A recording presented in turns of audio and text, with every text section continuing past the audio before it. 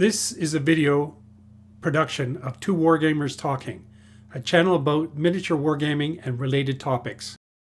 Paris, France, winter 1871. It is early morning and a thick fog shrouds the battlefield. The roar of heavy artillery and the sounds of thousands of marching men breaks the still of the day. Paris has been under siege by the armies of Prussia and Bavaria for months. The French government has ordered the garrison to break out and link up with the French armies in the surrounding countryside. Opposing the French are the forces of the besieging army, who man two lines of trenches. The first trench is held by Bavarians.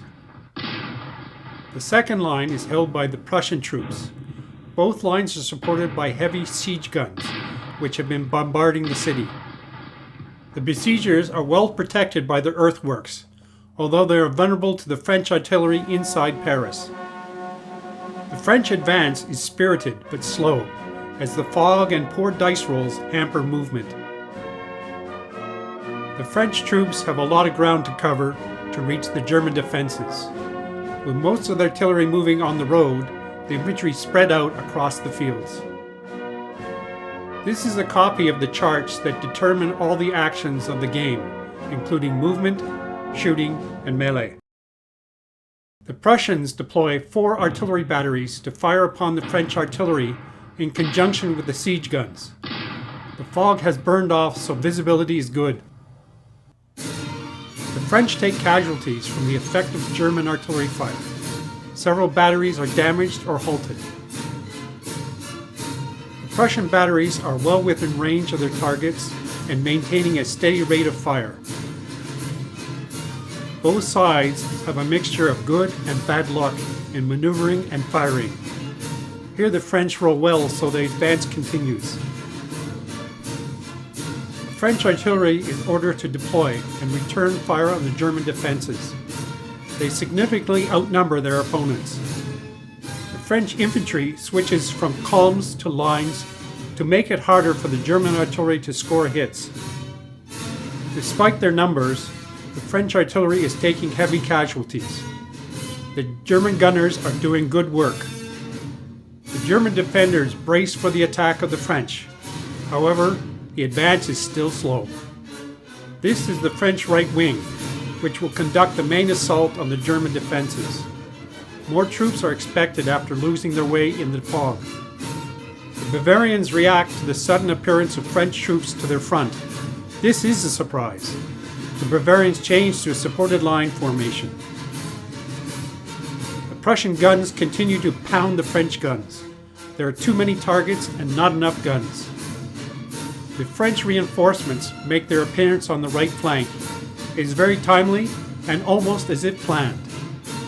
The French right wing continues to deploy into supported lines in preparation for their assault.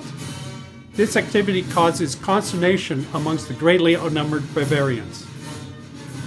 The French infantry are confident now that their full force is coordinated for the anticipated assault. The cheers of the men bolster their spirits after a long march. Meanwhile, back in Paris, more French troops are making their way forward. It has taken too much time to muster these reinforcements. This is a view of the reinforcements as they doggedly advance from their beleaguered capital city. The French center continues to deploy artillery and infantry in a well-controlled maneuver. The main road is heavily congested, presenting many targets for the German guns. The French commanders expected fire to be heavy, particularly on the French artillery. The troops remain undaunted despite the galling enemy fire. The French reinforcements continue to advance from Paris. The officers cajole their men to make haste.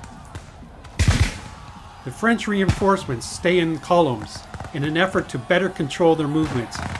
Time is against them as the first wave is ready to assault the German lines. Most of the French guns have deployed and are firing against the Bavarians. The concentrated bombardment is inflicting serious casualties. The French right wing is poised to assault. The supporting artillery has certainly softened up the Bavarians. The reinforcements are making steady headway, but still have much ground to cover. The French right wing begins its assault. The Bavarians put up a stiff resistance. However, they are badly outnumbered. The melee is ferocious.